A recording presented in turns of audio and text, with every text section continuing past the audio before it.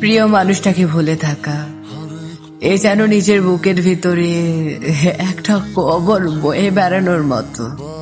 কেউ কেউ ভাবে সময় সবকিছু ভুলিয়ে দেয়, কিন্তু যাকে হৃদয়ে বেঁধে রাখা হয়েছিল ভালোবাসার শেষ প্রান্তরে, তাকে কি এভাবে ভোলা যায়? প্রতিটি নিঃশ্বাসে তার কথা আসে, প্রতিটি নীরব রাতে তার অনুপস্থিতি চিৎকার করে। চোখে জল না থাকলেও বুকের ভিতরে এক ধরনের ঝড় বইতে থাকে, যেটা কেউ দেখে না, শুধু অনুভব করে। সে আর ফিরে আসবে না, এই সত্যটা বোঝা যায়, বাট মেনে নিতে ভীষণ কষ্ট হয়। মনে হয় তার একটা মেসেজ আসলে আবার সবকিছু ঠিক হয়ে যাবে, অথচ আমি জানি এটা শুধু একটুখানি ভালোবাসার ক্ষত, যার কোনো প্রতিকার নেই। জীবন কারোর জন্য থেমে থাকে না, কিন্তু কিছু অনুভূতি ঠিকই আটকে থাকে কোনো এক সময়ের কোণে।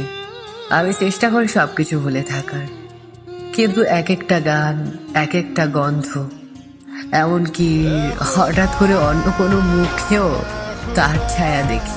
নিজেকে বোঝাই এবার অন্তত তাকে ভুলে যাও, এগিয়ে চলো। কিন্তু এই এগিয়ে চলার পথটা কেমন জানো? একা আর কষ্টে ভরা, অনুভব শূন্য। তবু নিজেকে বুঝিয়ে নিতে হয়, কারণ ভালোবাসার নামেই যে পাশে থাকা। আবার কখনো কখনো ভালোবাসা মানে বুকের ভিতরে হাজারো কষ্ট রেখেও, চোখে জল রেখেও মুখে মৃদু হাসি রাখা। তাকে ভুলে থাকা নয়, বরং নিজের ভালোবাসাকে নিঃশব্দে বয়ে বেড়ানো। এটাই হয়তো আমার ভালোবাসার শেষ পরিণতির নাম। ওয়েট গাইস, আমাদের চ্যানেলটি সাবস্ক্রাইব করে পাশে থাকা বেল বাটনে প্রেস করে অল নোটিফিকেশন অপশনটি অন করে দিন। আর অবশ্যই আমাদের ভিডিওটি ভালো লাগলে লাইক, কমেন্ট, শেয়ার করতে ভুলবেন না কিন্তু।